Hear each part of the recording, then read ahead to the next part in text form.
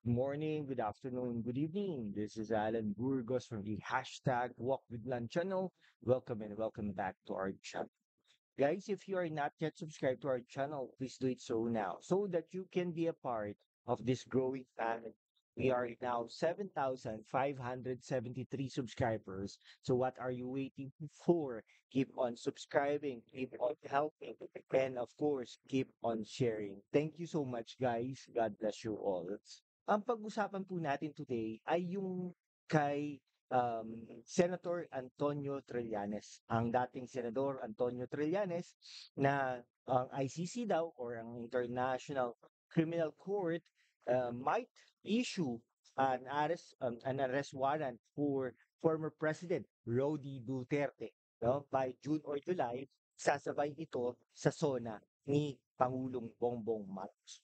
Pero alam niyo po, matagal na po natin itong kino-cover ang mga pahayag po dating Senador Antonio Trillanes at nakikita po natin, naririnig po natin na lagi niya sinasabi na aarestuhin na, mag-i-issue na ng arrest warrant, ang term po lang po dito, etc., etc., no? Pero um, lumilipas ang panahon at hindi naman po nagkakatotoo yun.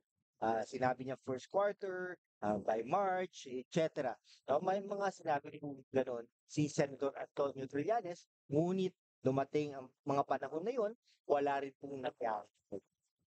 Kaya nga po tayo nagtataka, saan niya po ba kinukuha itong mga informasyon na ito na nagsasalita siya parang totoong totoo. Okay? So yun po yun ha. Now, sabi niya, ito po kasi may um, nakamanda po or nakasupo si dating Pangulong Rodrigo Roa Duterte at saka si um, the dating Chief PNP, ngayon ay Senador Bato de la Rosa, diyan sa ICC. Okay? Pero wala, di po ba yung sa Israel, si Netanyahu ay nagkaroon din ng arrest warrant recently dahil naman sa pakikidigma nila diyan sa Palestine. Kaya nga po nagtataka din po tayo na hindi po do ino-honor ng US at saka hindi rin po ino-honor ng Israel. Eh ganun pa man, i-honor kaya ito ng Pilipinas? Siyempre hindi po dahil nga po hindi naman po tayo miyembro po. Okay, yun, no? So sabi po doon sa story conference, no, ng One News, na Trillanes waiting game daw po doon sa release ng arrest warrant for Duterte. No? Eh, hindi rin po tayo magtataka kung mangyayari po ito dahil nga po naman ang Israel nga po no, na napaka-powerful na bansa na sinusuportahan ng US ay nagkaroon ng arrest warrant ang kanilang leader. Eh, ang Pilipinas pa kaya at ang pinag-uusapan natin dito, hindi naman po recent current leader natin, kundi yung mga nakaraang leaders natin, no? Sa pangalan ni Rodrigo Roa Duterte at saka si Bato de la Rosa. No? O sabi nga, nakuha pala ito ni Senador Antonio Trillanes na second quarter lalabas yung warrant. Pero na ganun pa man, upang medyo natatawa na tayo dito. Pero hindi naman natin sinasabi na hindi ito magkakatotoo. No? So pwedeng i-stretch daw ito by middle of the year, June or July, dun mangyayari yan. Talaga nagsasalita si dating Senador Trillanes na talagang totoong-totoo, no? Yun. So, kasi pinagkakatiwalaan niya ang informasyon na nakukuha niya doon sa development sa pag-aresto sa dalawang pangalan na banggit dito sa ICC or International Criminal Court, no? Ito kasi ay drug war, no? Would be issued in batches. So siguro mauuna yung mga accomplice or mauuna ang mga top leaders na si Rodrigo Roa Duterte at saka si Bato de la Rosa. Okay. Ayan. Yung first batch daw ang mangyayari ay yung tatay lang, yung pamangkin, no? Ang para namang para namang mga satamusin ang nangyayari, no? Ah, 'Di ba, yung kay Saddam Hussein pati yung mga anak ay talaga na-convict din, no? Tapos yun daw, si Rodrigo Roa Duterte yung tatay lang, yung first batch. Sa second batch na yon ibang principal actors, yun po ang aking pagkakaalam ayon kay dating Senador Antonio Trillanes. No, so ito, yung baka daw si Vice President Sara Duterte ay ma-include ito sa second batch. No? So, ilang taon, no? Ilang taon ang pagitan ng first batch at sa second batch. No? So, for whom arrest warrants will be issued by the ICC. So the ICC is continuing its investigation. Tagal na yan, no? May isang dekada na ba yan?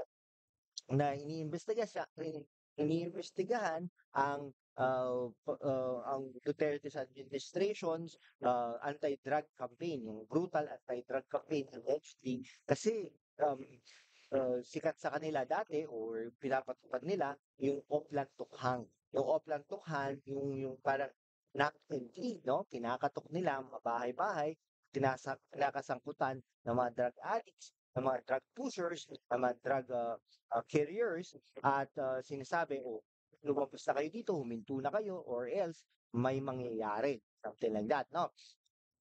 Yun. So, biruin mo ba naman, unofficially 6,000 suspects daw, no, ang namatay, mga nangamatay dito sa legit operations na ito, no. Pero hindi naman po inaamin directly, pero alam naman po natin, no, nakikita naman po natin during the time of Duterte, talagang marami naman po namatay.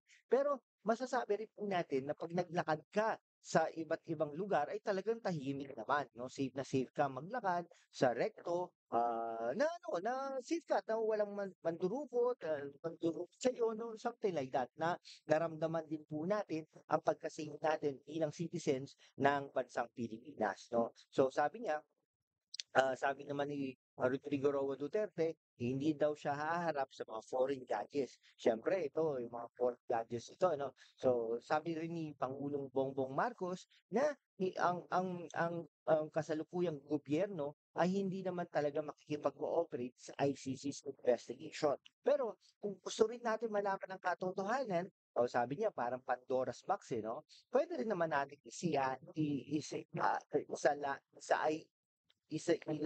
sa ilalim ang sa investigasyon, pero wag nating ipapahuli or ipapadampot si Pangulong Rodrigo Roa Duterte kasi naging pangulo natin yan, no?